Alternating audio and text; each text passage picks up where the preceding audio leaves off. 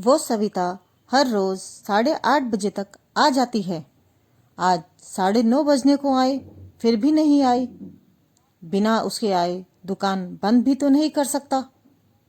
उसे वचन जो दिया है। इतने दिनों से यही सिलसिला चल रहा था। ये सब बातें शंकर के दिमाग में चल रही थी। कुछ महीने पहले ही तो उसने किराने की दुकान शुरू की थी। उसकी ये शॉप ज़्यादा बड़ी नहीं थी।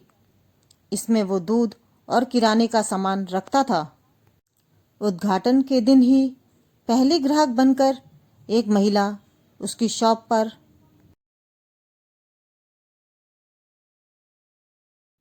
आई थी। उसकी गोद में एक छोटा सा लेकिन बहुत ही प्यारा बच्चा था। उसने एक दूध की बोतल ली और शंकर से बोली, भैया अभी मेरे पास सिर्फ 10 रुपए हैं, बाकी के पैसे आपको कल दे दूं तो चलेगा? शंकर ने एक बार उसकी तरफ देखा। गरीब थी बेचारी। गले में मंगलसूत्र नहीं, माथे पर सिंदूर नहीं। शायद पति मर गया होगा बेचारी का। शंकर ने अंदाजा लगाया। पुरानी मैली साड़ी को कई जगह रफू किया हुआ था। माथे से पसीने की बूंदें बह रही थीं। फिर उसकी नजर उस मासूम बच्चे पर गई जिसके मैले चेहरे पर एक निष्पाप हंसी थी और अभी अभी आए 2 दांत उस हंसी को 4 चांद लगा रहे थे। शंकर ने उस महिला की तरफ देखा और बोला, कोई बात नहीं बहन, आप मुझे बाद में पैसे दे देना। बड़े समाधान के साथ महिला ने शंकर की तरफ देखा और बोली, भैया मैं ज़रूर आपको कल पैसे दे दूंगी। मेरा नाम सविता है। मैं यहीं पास ही में दूसरी गली में छोटा सा घर है, वहीं रहती हूं मैं। शंकर मुस्कुराते हुए बोला, कोई बात नहीं सविता बहन, कल पैसे ना हो तो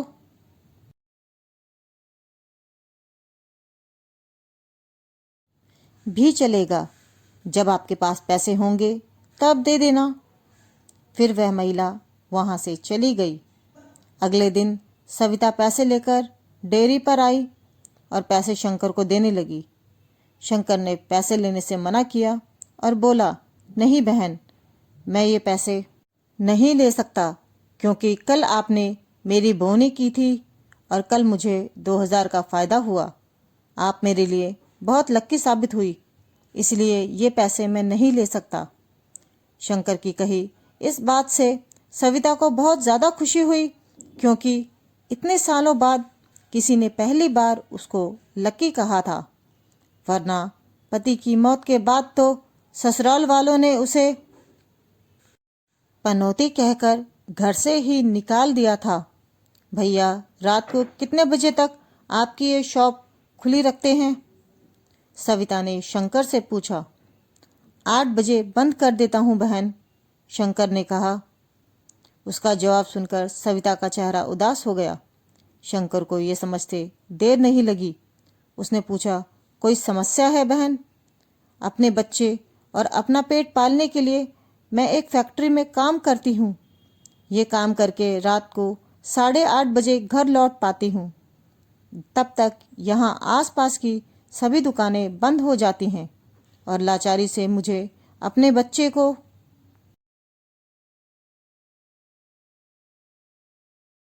भूखे पेट ही बहला फुसलाकर सुलाना पड़ता है। वह बोल नहीं सकता ना, उसी का फायदा उठाती हूँ। कहते हुए सविता का गला भर आया। उसकी बातें सुन शंकर को बहुत बुरा लगा। फिर वह बोला, आप चिंता मत कीजिए बहन, बिना आपको दूध की बोतल दिए ये शॉप बंद नहीं होगी। लेकिन मेरी एक शर्त है।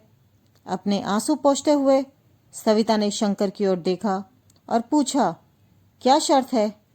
शंकर बोला, आप मुझे दूध के पैसे नहीं देंगी। ये सुन उस महिला की आंखें फिर छलक गई, लेकिन इस बार आंसू दुख के नहीं थे, खुशी के थे। उसे ऐसा लग रहा था मानो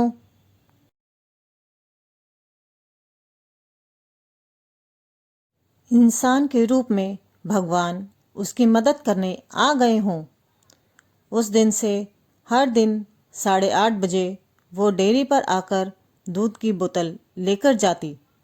धीरे धीरे 6 महीने बीत गए और धीरे धीरे महिला बीमार होने लगी।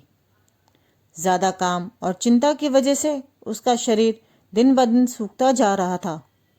ऐसे ही एक दिन शंकर अपने दुकान का सारा काम खत्म करके उसके आने का इंतज़ार कर रहा था।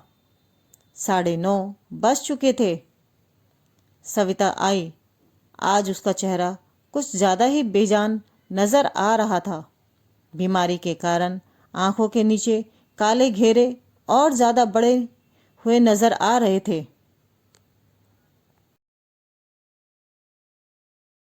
शंकर ने तुरंत फ्रिज खोलकर दूध की बोतल निकालकर उसे दी। फ्रिज बंद करने के लिए शंकर मुड़ते हुए बोला कि बहन, आज कुछ ज़्यादा ही देर कर दी। वो घूमा, तब तक वो महिला दूध की बोतल लेकर जा चुकी थी। उसने सोचा आज ज़्यादा देर हो गई, इसलिए वो जल्दी चली गई होगी। बेचारी का बच्चा रोता होगा भूख से।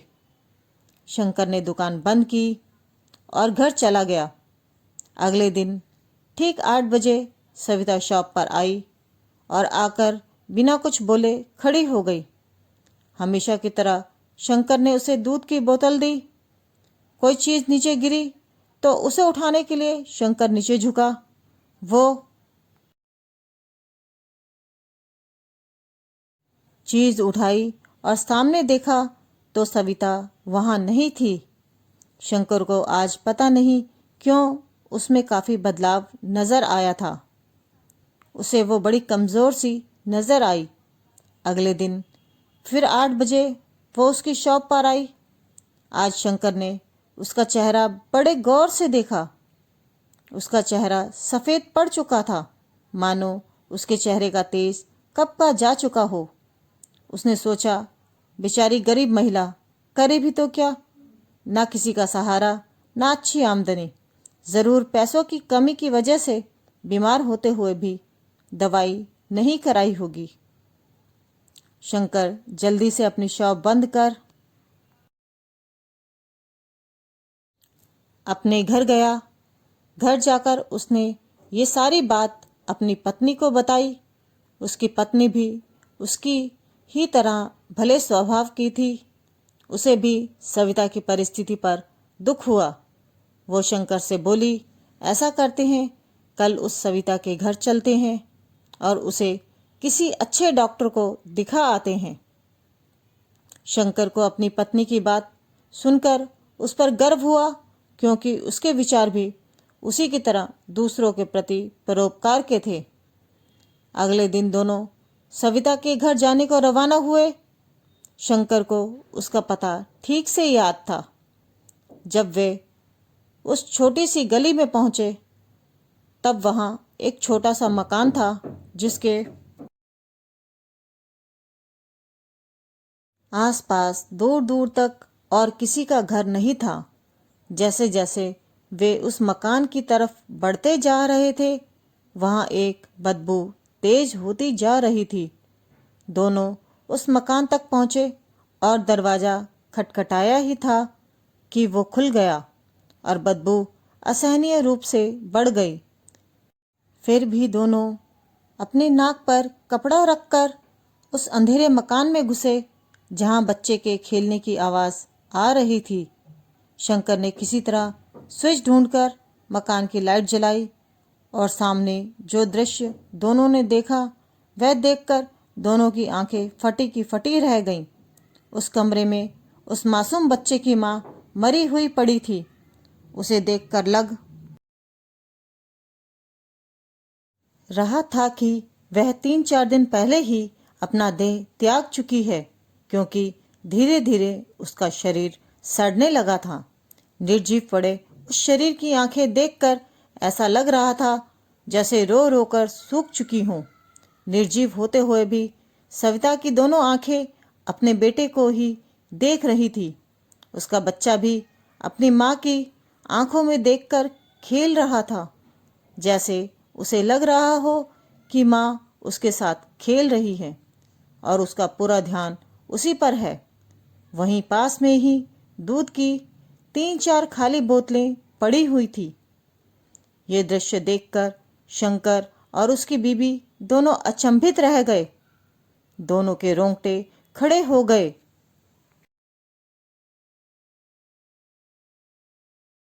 शंकर को अभी भी विश्वास नहीं हो रहा था कि एक मरी हुई माँ की आत्मा अपने बच्चे के लिए उसके पास से दूध लेकर जाती थी। शंकर ने और उसकी बीबी ने उसका विधिवत अंतिम संस्कार किया और उस बच्चे को शंकर ने अपनी बीबी के हाथों में रखा।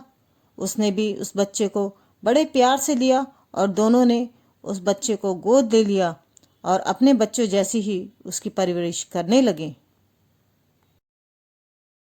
दोस्तों, आपको हमारी ये कहानी कैसी लगी? कमेंट सेक्शन में कमेंट करके ज़रूर बताना। कहानी अच्छी लगे तो कहानी को लाइक करें, अधिक से अधिक शेयर करें और हमारे चैनल को सब्सक्राइब करें।